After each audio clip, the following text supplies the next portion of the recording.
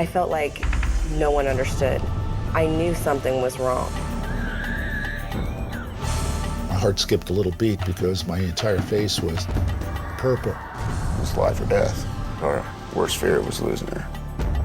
He just realized, his mortality, and he's going to come to an end. What do we do? Next, two medical mysteries that defied the experts. When doctors get their first look at Katie Wells' ultrasound, they're surprised and unsure of what they're seeing. But 6 months after her birth, they still have no idea how to save the newborn's life. That was the worst thing ever. And here I was watching my little girl, thinking, what if I lose her? Then, a seemingly peaceful day turns into a terrifying nightmare for Bruce Kemlitz. Can doctors diagnose his bizarre symptoms before it's too late? What did I do to deserve this pain? What do I do to end it? When illness strikes, we look to doctors to give us answers. But what if they can't? For these unlucky patients, diagnosis is a mystery.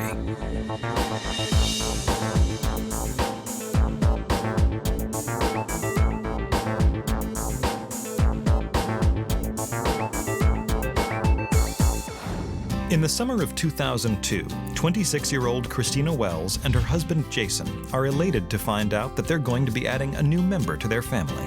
I was excited when I found out I was pregnant. I love kids. The Columbus, Ohio natives already have 3 children who are also thrilled by the big news. We were all excited. I mean, we're all just like, oh yay, another baby. But just 20 weeks along, Christina notices that this pregnancy is very different from her others. I didn't gain the weight that I would have normally gained. I was very concerned. Christina immediately schedules an appointment with her obstetrician. I went back to the doctors for all of the testing that they do. They had to do non-stress tests, checking to make sure the baby's heart rate was okay. They did the ultrasound, and at that point, they said everything looked good, everything was fine. Christina breathes a big sigh of relief, and for the next 4 months, everything seems fine. Then, at week 37, she goes in for a routine ultrasound. I noticed when he was doing the scan that he wasn't looking at me. And I asked, is there something wrong? And he said, I need to send you for another ultrasound. I said, what's wrong? He said, your baby is going to be a dwarf. And at that point, I was just stunned. I said, well, what does that mean? And they said, well, the baby's arms and legs weren't measuring properly. The doctor expects that the child would be no taller than 4 feet 11 inches when fully grown. But he can't be 100% certain of the diagnosis until the baby is born. Shocked by the news, Christina calls her husband. I left work immediately and went right to her. And she was, crying and scared and worried. The good news is that the baby's heartbeat and overall weight seem fine. But Christina and Jason are extremely anxious. Just 6 years earlier, their world was turned upside down when their newborn son Jason came down with a life-threatening illness. When baby Jason was born, he seemed healthy. When he was almost 4 months old, he got a very serious bacterial infection in his bloodstream called meningococcemia. That was so sudden that, there was nothing we could do. And it went through his body like a wildfire, and that night he passed away. Haunted by the memory of their son's sudden death, Christina and Jason begin to fear the worst for the new baby. You almost have nightmares about it, what's really going to be wrong? What's the baby going to look like? Over the next 2 weeks, the expectant parents begin preparing for the challenges their new baby will face. They soon turn to pediatrician Dr. Ellen Kumler for advice. Christina called me. She had gotten this information from her OB and had concerns about it. And it was very good as a parent to say, let's get people involved and make sure that we do everything for her even before Katie's born. The final days of Christina's pregnancy seemed to drag on forever. But on April 22nd, 2003, Katie Wells is born. Dr. Kumler is one of the first to examine her. I was concerned for her. You hope for the best, and you are looking very closely at them to make sure that you're not missing anything.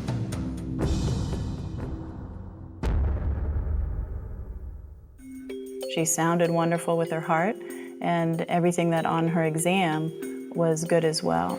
I said, well, what about her her arms and legs, did they still think that she has some kind of dwarfism? She looked symmetrical and her ratios looked okay too, in terms of her limb length.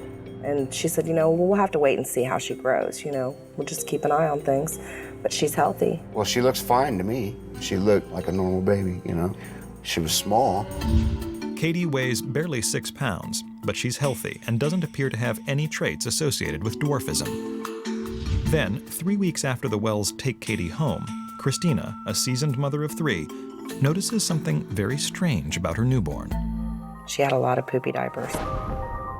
A bit mystified by the sheer volume and frequency of the diapers, Christina decides to run it past Dr. Kumler. I thought it was attributed to stomach virus that was going on for her. It's a pretty common occurrence. But 2 weeks later, Katie is still going through almost 15 diapers a day. Nothing seemed to help much. Her diapers were still the same, just as many and just as much. It was pretty bad. I just remember the smell was horrible, more than what you would consider normal. She was eating a lot, and she still wasn't gaining any weight, and she was very lethargic. She just didn't seem well. By the time Katie is 12 weeks old, it becomes clear that something is not quite right with her growth. A follow-up trip to Dr. Kumler reveals that in fact, she weighs only 2.5 pounds more than she did at birth. It was around the 3rd month that we started to see that Katie's growth wasn't where we wanted it to be. Her growth curve had started flattening out and she was slowing down in her growth. Kumler wonders if Katie does indeed have some form of dwarfism. She conducts a series of blood and genetic tests searching for the condition. Testing for achondroplasia, the type of dwarfism, came back fine. The Wells are relieved by the news. But now, Kumler has to figure out what has stunted Katie's growth. At this point in time, we're still looking at, okay, we have a problem for Katie, but we don't yet know what it is. Her next best guess is that Katie could have developed a tumor on her pituitary gland that is affecting her growth. But that theory turns out to be a dead end as well. The results of the blood tests we did was normal. The other tests that we did were fine. So in Katie's case, we have a case where there is something wrong, and not only we can't fix it, but we can't even give the family information on what to expect. So it was pretty frustrating as a physician not to be able to give some answers. I felt like no one understood. I knew something was wrong.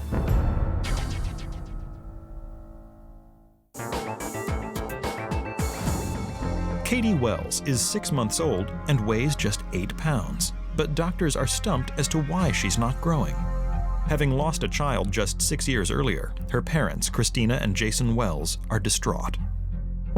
She seemed to be very uncomfortable. She would cry a lot, and I remember holding her and just kind of rubbing the back of her head. But she couldn't tell me what was wrong. Then, when she's almost 7 months old, Katie does something that absolutely horrifies her young parents. She just started screaming, like a scream that I had never heard before. And I was just looking at her, kind of shocked. And I saw her eyes kind of roll back into her head, and she just stopped. It was almost like somebody pressed pause. I wasn't even sure if she was breathing at that point. So I sat her up, and she immediately started crying again, and I thought, well, that was strange. Never seen a baby do that before. Frantic, Christina rushes Katie to the hospital, terrified that at any moment she could stop breathing. The drive to the hospital was scary.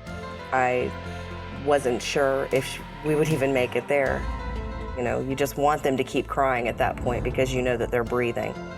As soon as they turn into the hospital lot, Christina leaps out of the car and dashes into the emergency room, holding Katie in her arms. They immediately took her to the trauma unit and started hooking up all kinds of devices and wires and tubes and everything. I remember the doctor telling me, that I had a very sick little girl. Christina anxiously waits for news. Finally, after an agonizing 30 minutes. The doctors return. They tell Christina that they want to admit Katie to the pediatric intensive care unit.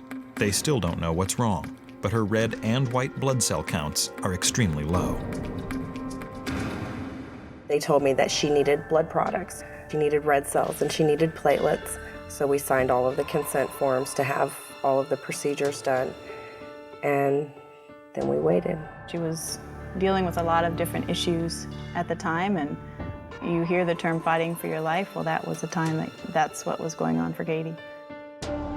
No sooner have doctors completed the emergency blood transfusion when they discover another problem. Katie has hydrocephalus. An abnormal amount of fluid is trapped between her skull and her brain. If they don't drain the fluid right away, Katie could die. It was life or death. You know, that was our worst fear, was losing her. It was not a good thing to see when you go from seeing this family who's searching for answers to this family who's trying to get their child to survive something like this. The only way to save Katie is to drill a hole into her skull and insert a shunt to drain the fluid. It's a dangerous procedure that will take 3 hours. When they put the shunt in her head, I mean, that hit bottom for me. You know, she's really sick.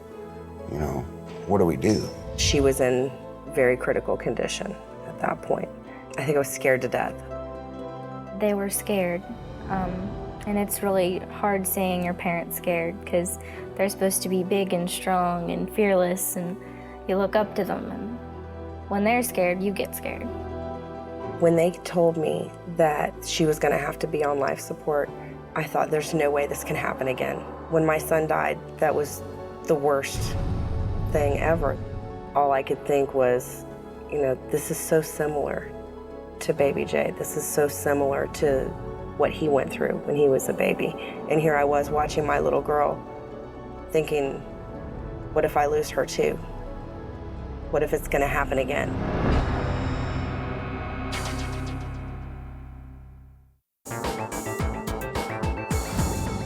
Six-month-old Katie Wells is in intensive care fighting for her life. Doctors have just completed a risky surgery, draining her brain of excess fluid. But Katie is still in critical condition. Her blood counts keep dropping, and she's struggling to breathe.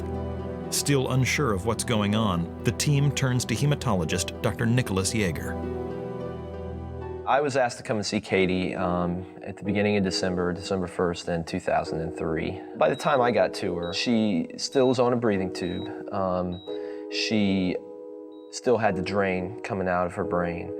So she was pretty sick.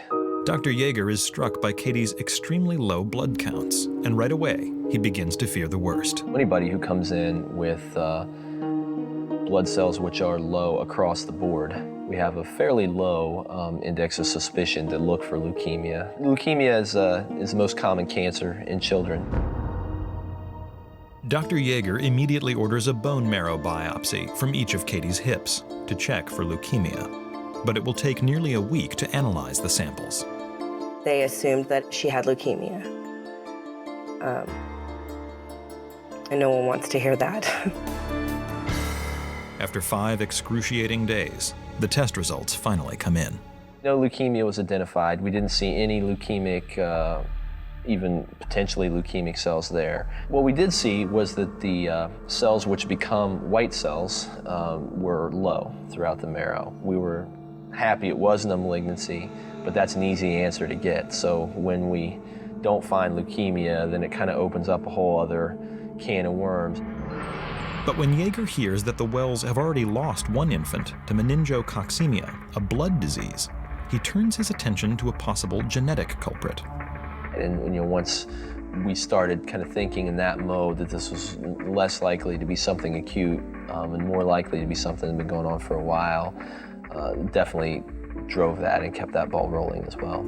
He orders a slew of genetic tests for a number of different rare bone marrow failure syndromes, including Kostman syndrome, aplastic anemia, and Fanconi's syndrome.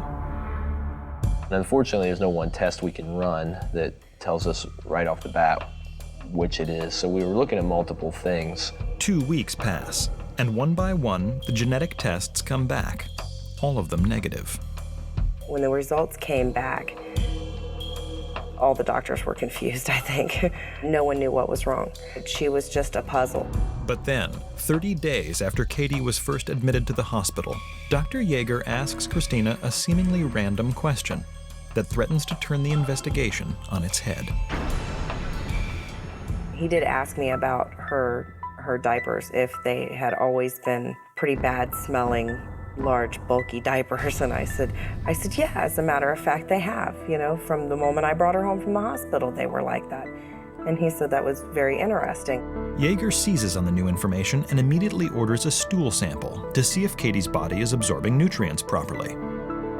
6 days later, when the lab results come in, Yeager's suspicions are confirmed. Those tests basically confirmed that she was not digesting things correctly. She had a lot of fat in her stool. She had a lot of protein in her stool, which suggests that her pancreas wasn't working normally. The pancreas is an organ that lies just below the stomach. It aids in the digestion of enzymes and the breakdown of food, providing the body with energy to live and grow. So basically, when we looked at the pancreas, we did it visually with a CT scan, which is a better test than the ultrasound that we'd previously run. And that did show that her pancreas was fatty infiltrated. This is the final piece of the puzzle for Yeager. He immediately calls Christina and Jason into his office to deliver the news. Dr. Yeager came in, and he closed the door, and he sat down, and he said, I know what's wrong with your daughter.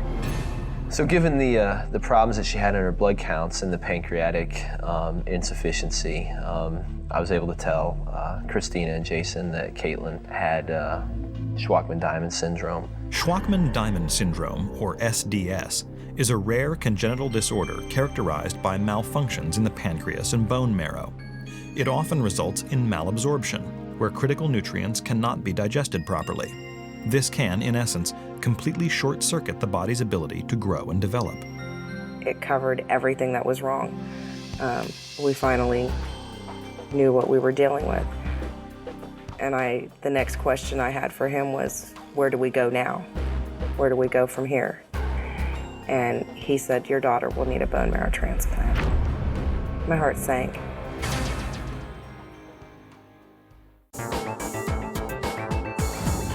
After months of searching, Christina and Jason Wells have just discovered that their now 7-month-old daughter Katie has a rare genetic disease called shwachman-diamond syndrome.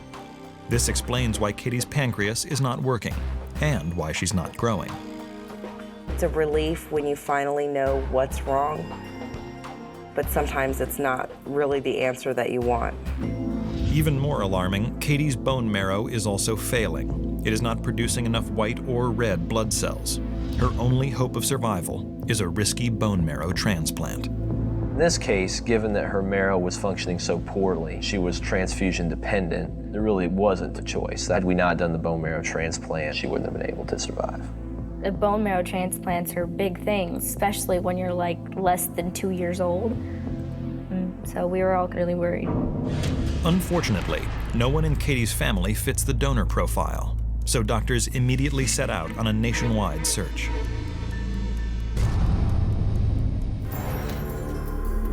Two frantic months later, they finally find a match and schedule the transplant. There are several stages to a bone marrow transplant, and any one of them could be deadly. First, doctors must wipe out Katie's entire immune system by draining all the marrow from her tiny bones. It takes 4 days to complete the process. During this period, Katie's body cannot fight off germs, so she's quarantined. She was just very susceptible to infection. It was a fight just to keep her alive. I couldn't go see her. She was like a little bubble baby. Next, doctors take her back into surgery and carefully infuse Katie with the healthy marrow. We hoped she had at least a 50% chance of surviving the transplant. But when you look at the literature, a lot of the early transplants had failed. But Christina and Jason are giving little thought to the percentages. They are determined not to lose another child. After our son, baby Jay, died, we were not going to lose another one. By no means. This was not going to happen 2 times in a row. After 2 more tense days, the transfusion is complete. But Katie is far from out of the woods yet. The doctors now need to make sure that her body is not rejecting the new marrow. With bone marrow transplants, you're essentially giving a new immune system that can cause a lot of problems. About 3 weeks after her transplant, they did a bone marrow biopsy to check her cells. And it came back that she was totally engrafted with the donor marrow. She did really good. She's a very tough little girl. Katie's blood levels have returned to normal. The bone marrow transplant is a success. And finally, after 5 months in the hospital, Katie goes home. The end result of her transplant was that she was producing red blood cells and white blood cells on her own. It was a good sign. The Wells are elated, but in the wake of this near tragedy, their thoughts quickly turn to the child that they did lose. Could he too have had SDS? When we found out the diagnosis and we found out that it was genetic, immediately we knew that that was what was wrong with our son Jason. I think you have to assume in this case that the other child had shwachman-diamond syndrome. Now the Wells are left to wonder why Jason's condition was missed and why Katie's SDS took so long to diagnose. We have a textbook that has thousands of pages in it that covers only pediatrics. Shwachman-diamond syndrome has about 1 paragraph and maybe 2 other mentions in the textbook itself, so you don't see it very often, fortunately. It's a pretty uncommon disorder. It occurs in about 1 in 75,000 people, so fairly rare. And like the thousands of other SDS survivors, the now 4-year-old Katie has many challenges ahead of her. The bone marrow transplant doesn't address everything associated with Shwachman-Diamond syndrome, so her pancreatic function is still a problem. Katie's pancreas will never work properly. She now takes enzymes every day to help her grow. Katie's always going to be little. How little, that's up to her and God. The one doctor has predicted that she might reach about 4'2", but no one really knows for sure. Katie is a monster now. She is the biggest little person I know. We just accept her as she is and hope as she gets older, she accepts herself too. You know, we love her no matter what. Dynamite comes in small packages. Katie Wells' problems were being tracked by doctors since before she was even born. But Bruce Chemlitz had lived nearly a lifetime before a bizarre symptom turned his world upside down. In 1996, 50-year-old Bruce Chemlitz had been working in New Jersey as a high school biology teacher and administrator for 25 years. He's active, he's healthy, and he considers himself more fit than most of his friends. I was working full-time, getting up every morning at 5:30, going to work, spending time at school. Bruce is very active, very happy-go-lucky, life of the party kind of fella. I had done a lot of traveling. I've been to Mexico, the Caribbean, and I was looking forward to doing more traveling. He's a great personality, likes to have a lot of fun, full-spirited guy. All seems fine until one autumn day when Bruce is out working in his yard. So it was November of 1996. I'm outside, I'm raking leaves for quite a period of time. It's a very cold, blustery day. And I felt my face beginning to feel strange, to tingle. My ears were beginning to ache a little bit, almost like a toothache in my earlobes. And so I took off my gloves and I went inside and took a look in the mirror and sort of did a double take. My heart skipped a little beat because my entire face was a purple-black color. Bruce rushes out of the bathroom in a state of panic. I immediately thought I must be having some kind of a heart attack or something. First thing I thought to do is to pick up a camera and take a photograph of myself in case I dropped dead. Someone would have a record of what happened to me. But after a few minutes, Bruce's normal skin tone returns. Still concerned, he calls his doctor and makes an appointment for the next day. I showed him the photograph, and he said, "This is pretty remarkable. It's beyond me." Right away, the doctor suspects Bruce is suffering from some sort of strange circulation problem. He immediately refers him to a hematologist.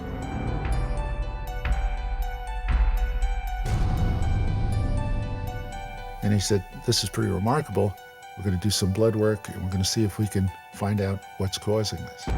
Within 24 hours, the doctor has the answer that Bruce has been looking for. And he said, this is something we called cold agglutinin disease. Cold agglutinin disease, or CAD, is an autoimmune disease where antibodies attack healthy red blood cells at cold temperatures. As a result, the blood cells begin to clump, slowing down the circulation of blood to the extremities, such as the ears, nose, and cheeks. It can be caused by a variety of conditions, including infections and some cancers. And I did say, is this very common? And he said, no, it's very rare. He told me that in his practice, he had only seen one other case. It's actually usually the symptom of something else. Usually, in most people, men over 50, it's usually a sign of lymphoma. As a next step, the hematologist orders a special kind of CT scan used to identify cancer within the lymph nodes. If Bruce had any traces of diseased cells, they would light up on the monitor. But after a thorough scan, it's clear there are no signs of lymphoma anywhere in his body. The doctor said, we're going to call this idiopathic cold agglutinin disease. And I said, what does idiopathic mean? He said, we don't have a clue what's causing it. And I said, what do I do? What's your advice? And he said, stay warm. Try to avoid cold exposures as much as possible. If you go outside, wear a coat, hat, mittens, dress warmly, and just stay warm. Oh, it's strange. You know, you look at it and you're like, yeah, I've never seen anything like that before. He didn't feel pain from it. It was just, wow, I'm blue. I'm changing colors here. Over time, Bruce learns to live with his condition. For the next 3 winters, he stays inside as much as he can and bundles up every time he goes outdoors.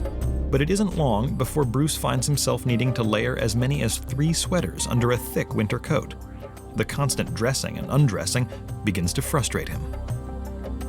Well, staying warm is a nice suggestion, but you have to travel from one school to the other and walk outside.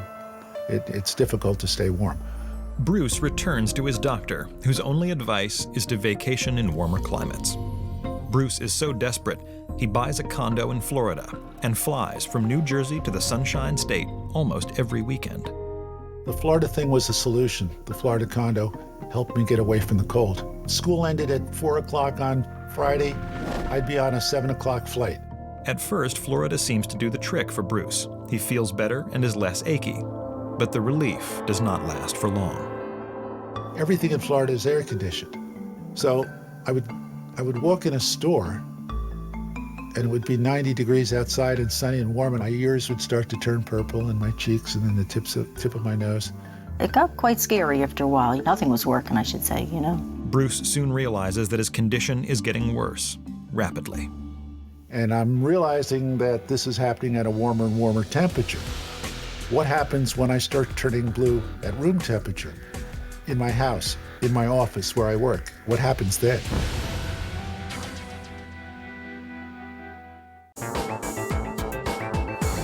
School administrator Bruce Kemlitz has been turning purple whenever he is exposed to the cold. He's been told he has cold agglutinin disease, an extreme circulation problem. The only solution? Stay warm.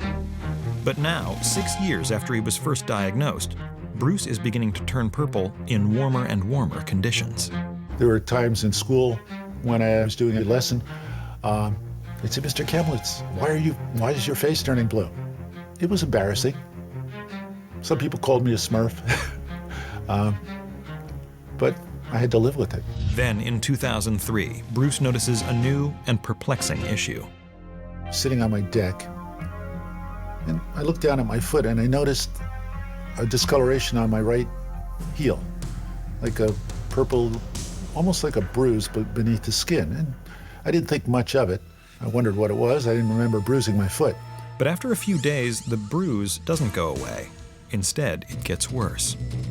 Over the next several weeks, the purple discoloration started to spread and move around my entire heel.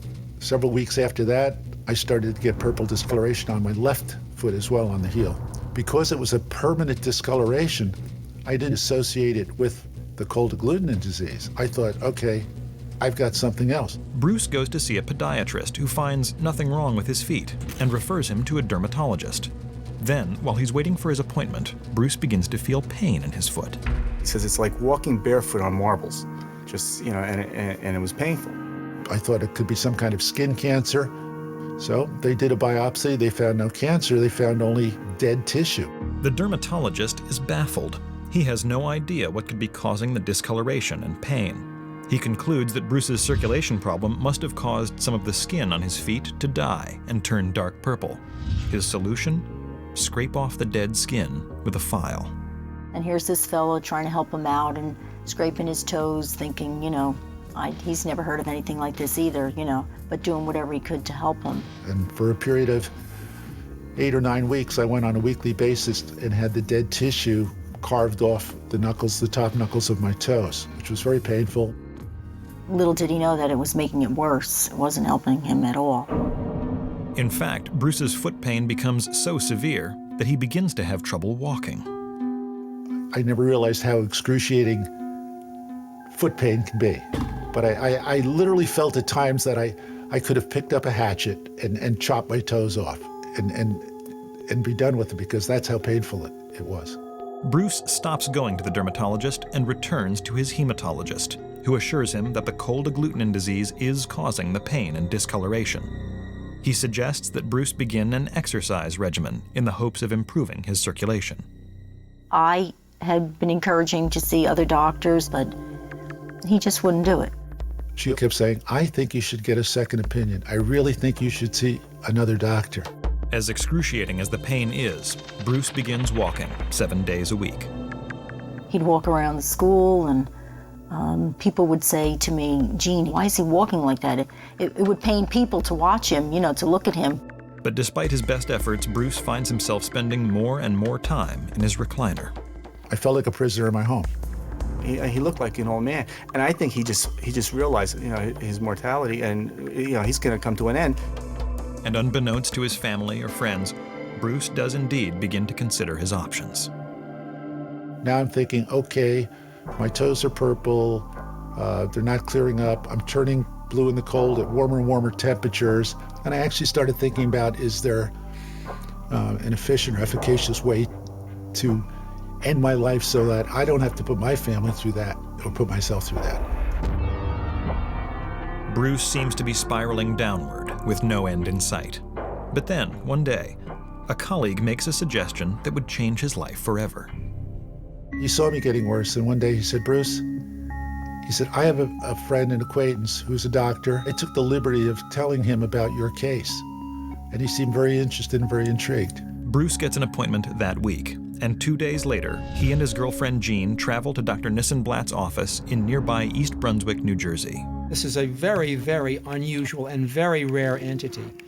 If you were to review the literature, one would find that the incidence of cold agglutinin disease is only about 1 out of 1 million. On first glance, Bruce's case does appear daunting, but Nissenblatt is determined to find out what's causing the disease. After reviewing Bruce's medical history, Dr. Nissenblatt begins a thorough physical examination. He had a very ruddy complexion, and over his nose and over his malar regions of his cheeks, there were little tiny blood vessels that had hemorrhaged. And I noticed that over his fingers, several of his fingers were bright blue. When I touched them, they were cold. When I looked at his feet, it was even worse. He then turns his attention to Bruce's lymph nodes. He literally took his 4 fingers, and I'll never forget that, because he took his fingers and he touched every part of Bruce's body. During the exam, Nissenblatt notices something else out of the ordinary. When he rested in a supine position, meaning flat on his back, his upper abdomen was markedly protuberant or distended.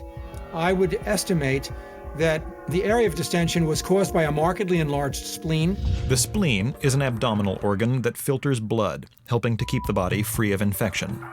An enlarged spleen could be the result of an infection, like mononucleosis, or even certain cancers of the blood, such as leukemia or lymphoma. And he said, your spleen is very enlarged. It's probably 10 times the size it should be. This was an enormous spleen, so he was at risk for having splenic rupture. Suddenly, Bruce's annoying but somewhat manageable circulation problem has turned into a life or death situation. That spleen could readily rupture by any kind of trauma. Indeed, just wearing a seatbelt tightly engaged, it's possible that could have ruptured his spleen.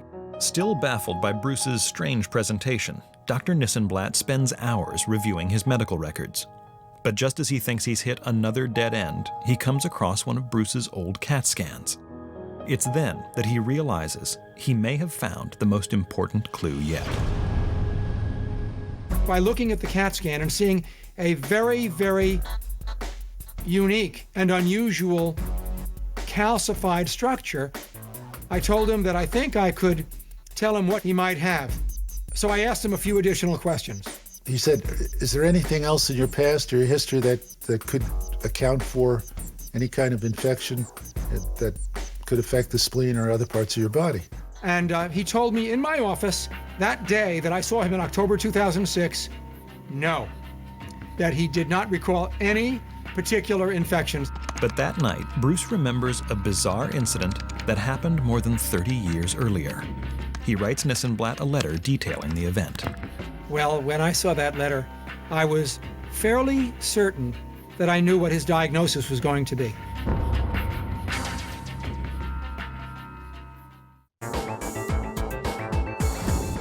For the past 8 years, school administrator Bruce Kemlitz's health has been rapidly deteriorating. He turns purple at increasingly random times, and now his feet are in so much pain that he can barely walk.